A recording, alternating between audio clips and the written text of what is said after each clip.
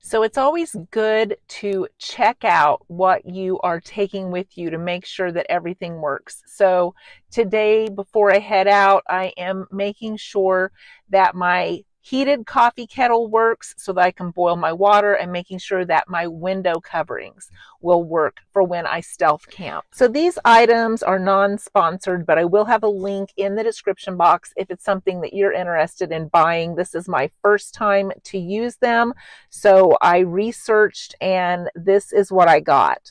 So I got this digital electric kettle. It holds 400 milliliters. That would do ramen noodles, that would do coffee, that would do my oatmeal, and it plugs in to a 12-volt cigarette lighter. So I have it plugged in there, and I'm going to turn on my car now because my car doesn't work with a 12-volt unless it is on, and we will see if this will heat up our water. It's supposed to have a warm feature and a boiling feature, which I will be using the boiling feature probably more often than not. I'm not going to be using it just to keep liquids hot in because I don't want to dirty up this thermos. I'm going to be on the road, so all I'm going to be using it for is water, and then transferring the water to other containers.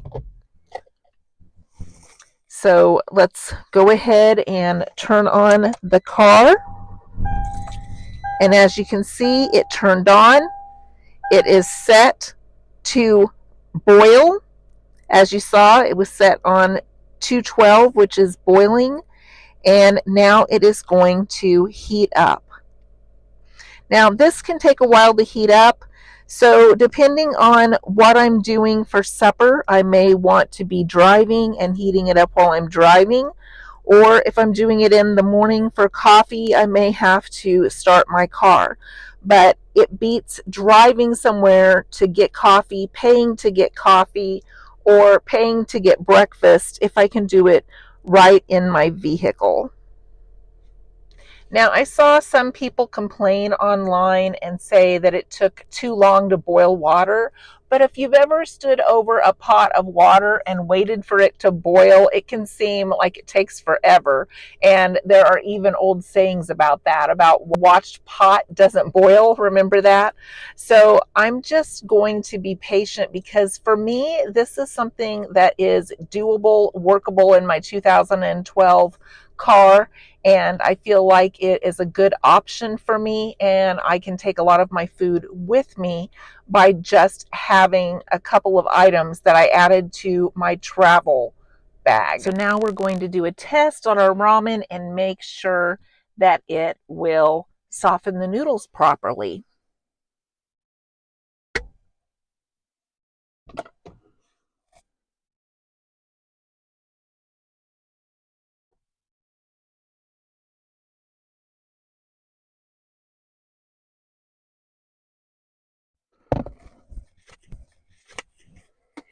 Just going to cover it like you would those little instant cup of noodles.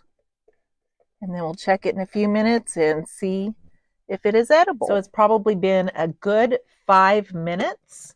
So I'm going to open this up and check the ramen and see if they are edible. Yes, absolutely. They're done. It worked. When I was researching how hot my water needed to be to make my instant noodles actually become edible, I saw that they said that you could even put tap water on instant noodles for like 5 minutes and cover them and it would work. I've never tried that before. I don't really want to eat cold noodles, but you know, if you're hungry enough and you don't have a way to do it, I mean, I guess that'd still work. Let me know if you've ever tried that before. Now we're going to try the window coverings.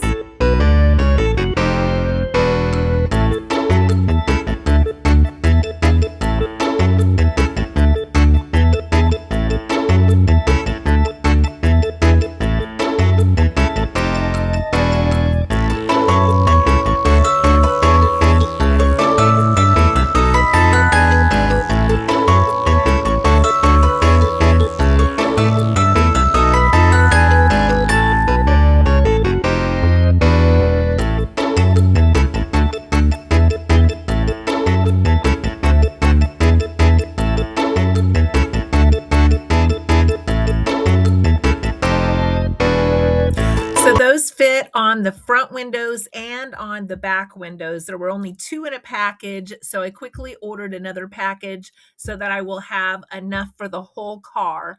And I think this is really going to help when I sleep at like truck stops and stuff, because when I've slept there before, the overhead lights are so bright that sometimes it's hard to sleep. I always tell my husband I have thin eyelids because I can see light even if my eyes are shut. I had several people ask me how I sleep in my car and if my back seats lay down. My back seats do fold down. They don't fold down level, but it wouldn't matter anyway because I'm 5'10" and a half. And so you would need to be relatively short to sleep in the back seat with the seats down comfortably. So my front seats will go back a long, long way as long as there's nothing behind it, and they recline a long way. And I actually can sleep pretty comfortably in my car, sometimes a little bit better than in my bed even, and even more comfortably than in my recliner. I have a lot of pain in my recliner.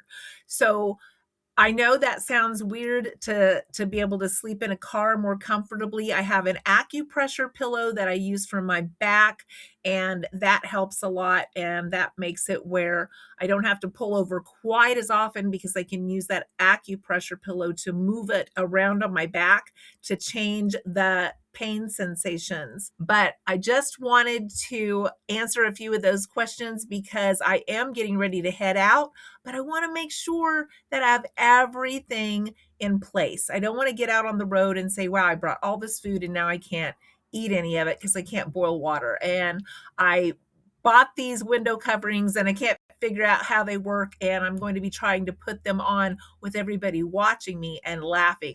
That's an inside joke thing with RVers, that they watch people pull into the park and then silently sit there and giggle and watch them out the windows as they're trying to set up if they don't know what they're doing. So I don't want everybody watching me with my window covers going, wow, she's never done that before, and that's pretty obvious. So I don't have an ice chest that is electric or plugs into my cigarette lighter or anything. So what I'm going to do is I'm going to try to take as many foods as I can that don't require refrigeration. I may stop every now and then and get like a cold drink or something, but I am going to take this. My youngest daughter gave me this. This is something that she had, and she said that it keeps water really, really cold for days. So I'm going to fill it full of ice with water so that I'll have this. And then I have my Yeti, and I have like another one that I can put ice and ice water in there that'll stay cold for several days. So that's what I'm going to start out with. And then I'll just play it by ear if I need to get something to keep my ice chest cold. Now, I do have a blue ice pack that I'm going to freeze and take to start out with some sandwiches and things, but I can take that blue ice pack into a hotel if I stay at a hotel maybe once a week and refreeze that and use that again for a few days. So again, I'm just playing it by ear, and I am just going to figure it out as I go based on what I need to keep cold. I feel like I'm a pretty organized person, but when it comes to figuring out some of this stuff before I get on the road, I'm totally fine with figuring out some of this while I'm on the road. I love the adventure. I have an adventurous spirit. I love to get out there and explore and just play it by ear when I am traveling.